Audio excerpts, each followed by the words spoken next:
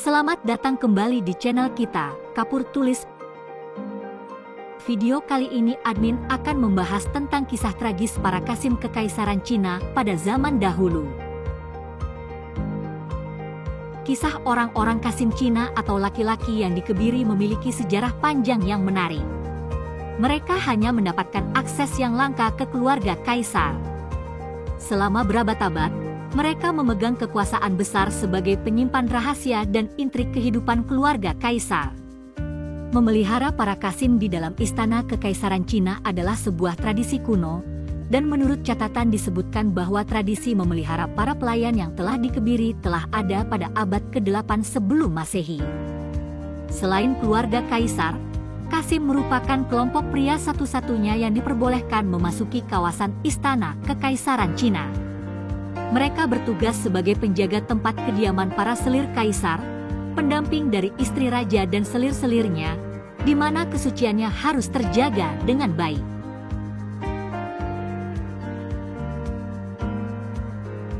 Jika seorang ratu kaisar gagal menghasilkan seorang pewaris tahta, maka anak tertua dari pendamping raja akan meneruskan tahta tersebut. Dengan demikian kehadiran Qasim bertujuan ganda, yaitu untuk mengawasi selir-selir kaisar dan para pendampingnya yang seringkali berjumlah ratusan dan untuk menjamin bahwa setiap anak yang dilahirkan di dalam lingkungan kerajaan adalah anak kaisar. Di dalam tradisi Cina, seorang kaisar adalah amanat dari sang kuasa, yang memberinya hak untuk memerintah dunia dan sebaliknya juga menuntutnya untuk memelihara keseimbangan harmonisasi antara langit dan bumi.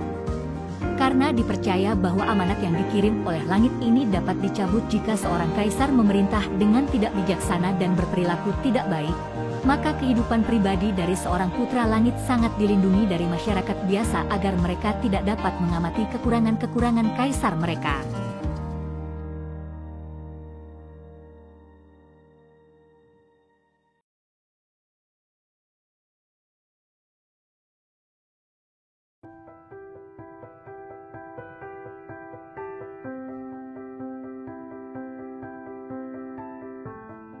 Qasim yang bersifat kebanci-bancian dan patuh, yang bagai budak dengan hidup tergantung kepada kaisar yang dianggap cukup bisa ditakut-takuti untuk menjadi saksi bisu atas segala kekurangan dan kelemahan pribadi kaisar.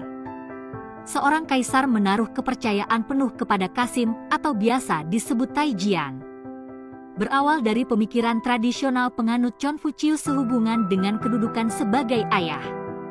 Seorang laki-laki yang dikebiri tidak dapat menghasilkan keturunan, dan Taijian dipercaya tidak akan pernah secara aktif mendambakan kekuasaan politik yang akan diteruskan kepada putranya. Oleh karena alasan ini pula sehingga kaisar yang raut wajah santainya dilarang terlihat oleh pria biasa justru mengizinkan Taijian memiliki akses tanpa batas untuk memasuki istana kediamannya.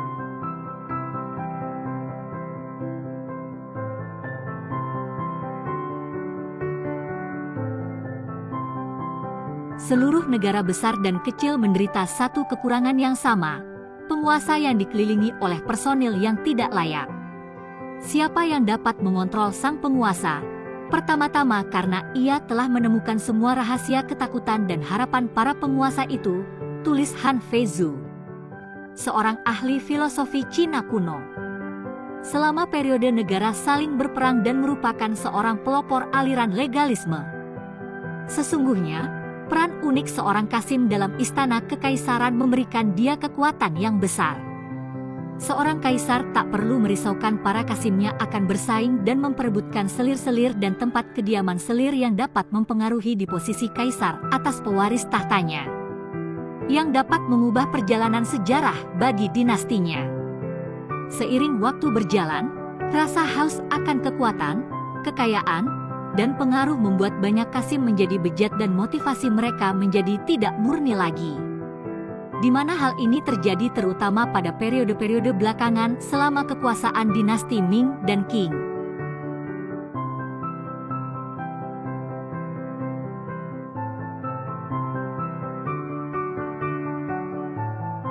Banyak keluarga yang memberikan putri-putri mereka untuk menjadi selir atau gundik. Para ayah memaksa mengebiri putra-putra mereka sebagai sebuah metode agar dapat mengirim mereka masuk ke dalam istana.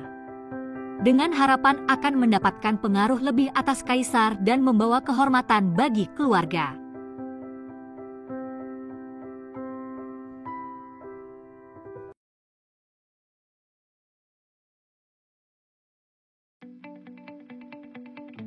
Itulah tadi kisah singkat tentang para Kasim yang berada di Kekaisaran Cina pada tempo dulu.